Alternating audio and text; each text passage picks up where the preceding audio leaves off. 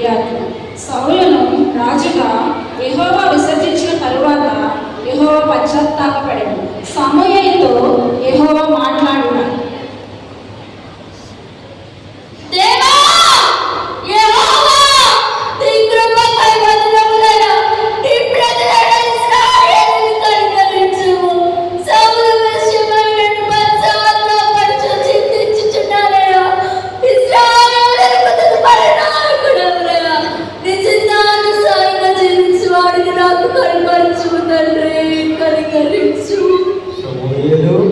నేను విసర్జించిన సౌలును గూర్చి నీవు ఎంతకాలం దుఃఖింతువు?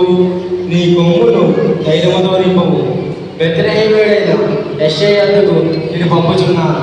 అతని కుమారులలో ఒకరిని నేను రాజుగా నియమించెదను.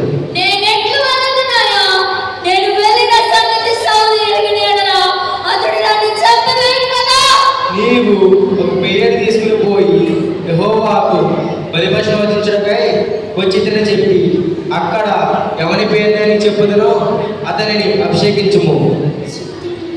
సమూయేలు బెత్లెహేమునకు యెహోవా సెలవిచ్చినట్లు వెళ్ళెను.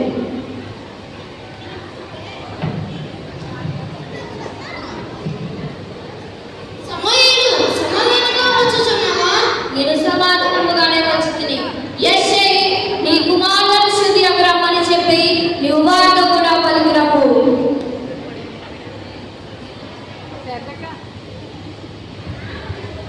మారులారా, మీరు శుద్ధులై నాతో కూడా పలికిరండి. ఇతడు నా కుమారుడైన ఎలీయాబు.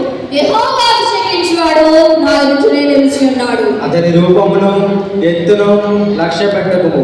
మనుషులు లక్ష్య పెట్టి వాటిని యెహోవా లక్ష్య పెట్టడు. నేను అతన్ని త్రోసివేసి ఉన్నాను. ఇతడు నా కుమారుడైన అబీనాదాబు. నేను అతనిని కోరుకునలేదు. ఇతడు నా కుమారుడైన షమ్మా. నేను అతనిని కోరుకునలేదు. ఇతడు నా కుమారుడైన నతానేలు. నేను అతనిని కోరుకునలేదు. ఇతడు నా కుమారుడైన రద్దయి. నేను అతనిని కోరుకునలేదు. ఇతడు నా కుమారుడైన జీజం.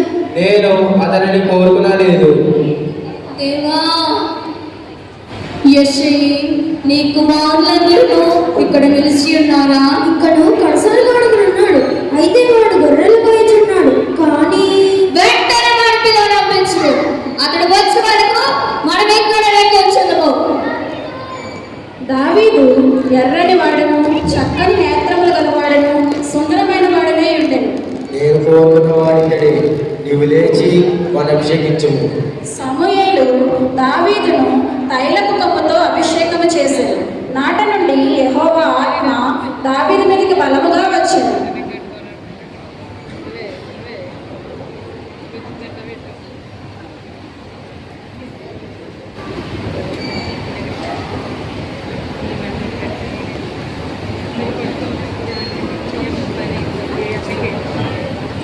ఫిలిస్తీయులను ఇశ్రాయేలీయులను యుద్ధమునకు పంక్తులు తీర్చి ఉండేది. గొల్యాతు ఇశ్రాయేలీయుల సైన్యమును తిరస్కరించుట.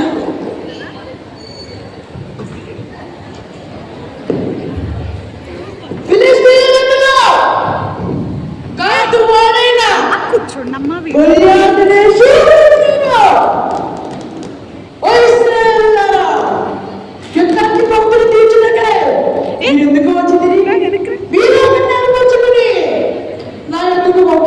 వాడు నాతో చెప్పగలిగితే మేము మీకు దోషం అవుతాము. అదే నేను అతను చెప్తే మీరు మాకు దోషలేదు, దోషం చేయలేదు. ఈ విధంగా ఇశ్రాయేలు సైన్యమును తిరస్కరించుచున్నాను. ఇశ్రాయేలు సైన్యమును తిరస్కరించుచున్నాను.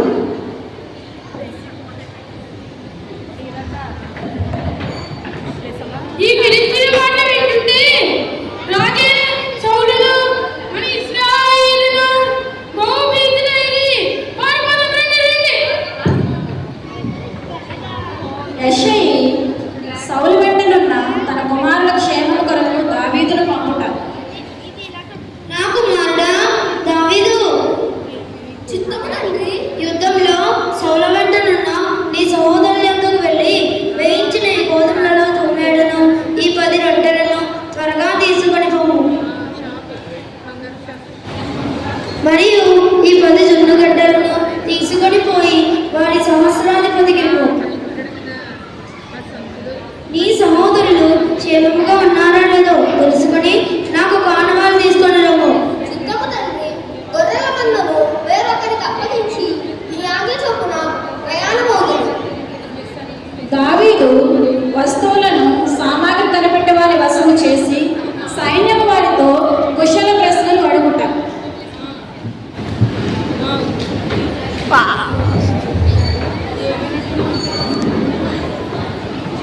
వచ్చుచున్న ఆ మనిషిని చూచితే అతడు 40 దినములుగా ఈలాగనే ఇశ్రాయేలు సైన్యమును తిరస్కరించుచున్నాడు.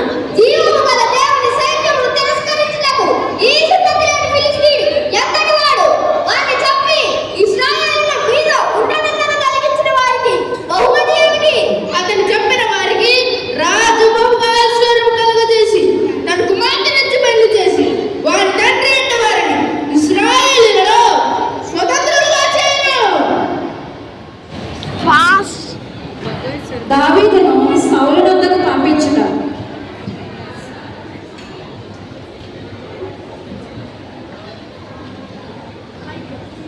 రాజా, ఈ ఫిలిష్తీయుని బట్టి ఎవరి మనసు కృంగ నిమిత్తము లేదు.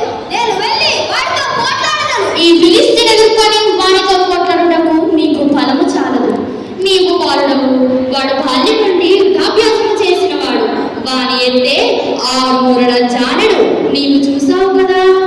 రాజా, మీ దాసుడైన నేను నా తండ్రి యొక్క గొర్రెలను కాయచుండగా సింహము బలము నుండి ఎలుగుబంటి బలము నుండి నన్ను రక్షించిన యెహోవా ఈ సున్నతిలేని ఫిలిష్తీయుని చేతిలో నుండి కూడా నన్ను విడిపించును. పొమ్ము, యెహోవా నీకు తోడుగా నుండుగాక. నా యుద్ధ కవచమును రాగి శిరస్త్రాలను ధరింపచేసి నా ఖడ్గం నుంచి పంపించుడి. ఇక నాకు ఆశ లేదు, వీటితో నేను వెళ్ళలేను. సరే పొమ్ము, యెహోవా నీకు తోడుగా నుండుగాక. చిత్తం ప్రభు.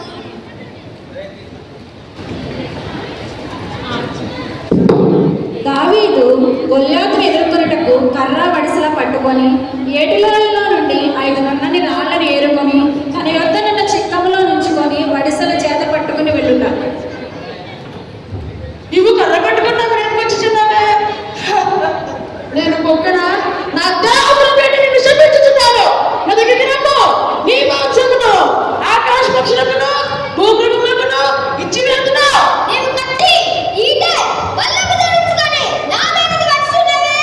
అయితే నీవు తిరస్కరించిన ఇశ్రాయేలు సైన్యములకు అధిపతియగు యెహోవా పేరిట నేను నీ మీదకి వచ్చుచున్నాను. ఈ దినమున యెహోవా నిన్ను నా చేతికి అప్పగించును. నిన్ను చంపి నీ తలకాయ కోతును. ఇశ్రాయేలీయుల దేవుడు నేనండి లోక నివాసులందరూ తెలుసుకున్నట్లు ఈ దినమున ఈ ఫిలిష్తీయుల యొక్క బలాలను ఆకాశ పక్షులకును భూమృగములకును ఇచ్చి వేతును. అప్పుడు యెహోవా కత్తి చేతును, ఈట చేతును, బల్లెము చేతును రక్షించువాడు కాదని ఈ గుంపు వారందరూ తెలుసుకున్నారు. యుద్ధము యెహోవాదే, యుద్ధము యెహోవాదే, యుద్ధము యెహోవాదే, యుద్ధము ఆయనదే.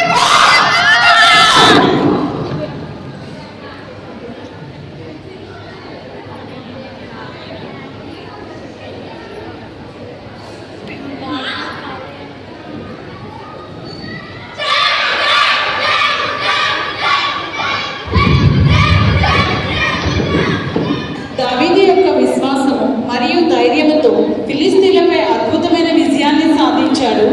ఈ ప్రదర్శన ద్వారా దేవునిపై నమ్మకం ఉంటే ఎంతటి ప్రతికూలతనైనా అధిగమించగలం అనే పాఠం నేర్చుకున్నాం. యుద్ధము